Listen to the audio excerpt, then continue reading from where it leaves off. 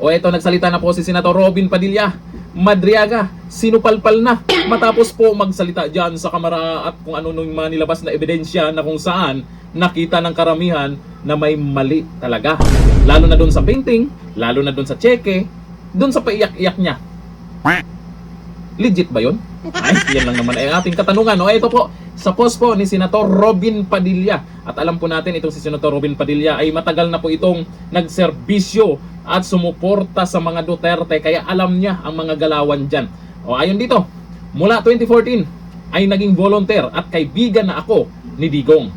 Ni minsan, kahit nung 2022 election, kahit nitong 2025, hindi ako nakatanggap ng double bag, envelope o cheque sa kanya o sa mga Duterte. Sa totoo lang, hindi kailanman pinag-uusapan ang pera sa kanila dahil walang mag-aabot ng pera. Sa PDP Laban nga, wala kaming pera doon. Lahat voluntaryo. Sarili mo, gastos mo. Correct. Yan po yung napapansin ko po sa PDP Laban. Itong mga nakabitahan din tayo na pumunta dyan. Ayan din po yung napapansin ko. Kung may pera talaga, ay makikita naman. Sus, talaga naman itong mga ginagawa nila. Ang pera, malamang nandun sa maleta. Kung sino yung mga nabigyan, sila yung may pera.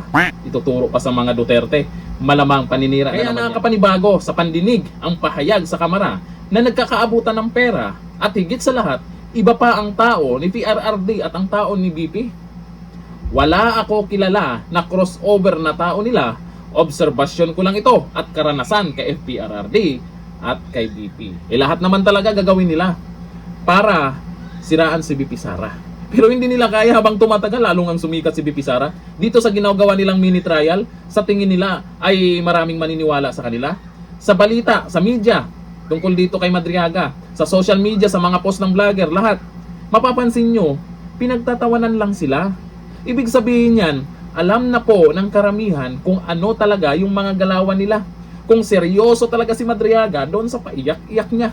At doon sa mga ebidensyang inilabas, nako, doon natin makikita kung paninira lang ang lahat dyan sa mga pinagyayaw-yaw ni Madriaga sa kamera.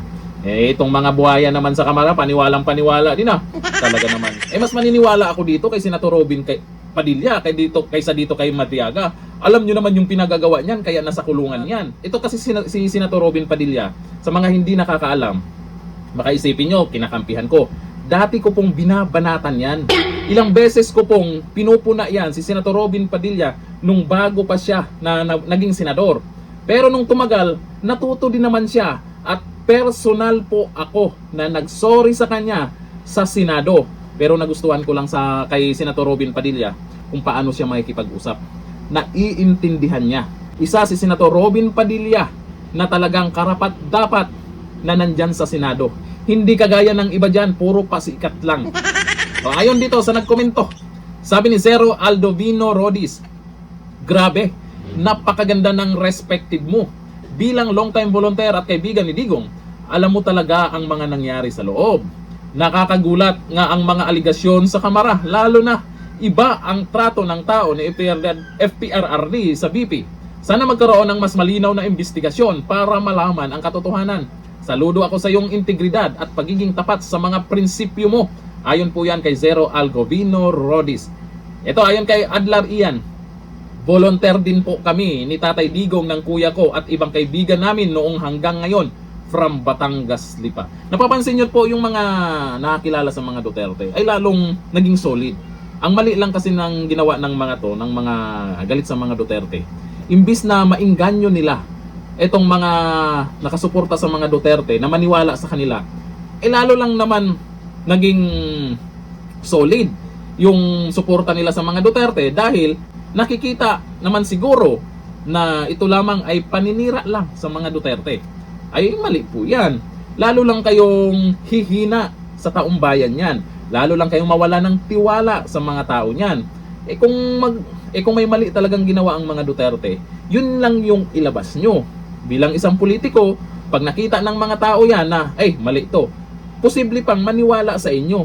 Eto yung mga nilabas nyong ebidensya, pinagtatawanan na lang dahil may mga nakitang mali, abay, lalo lang kayo mahihirapan. Napigilan ang mga Duterte sa 2028. Baka mayroong makaupong pangulo na Duterte. Malamang sa pagka-senador, meron na namang Duterte. Ay lalo lang kayong mahirapan. Yung mga pink ina, loyalista, nga, ay lalo lang mag-iiyakan. Hanggang dito na, thank you.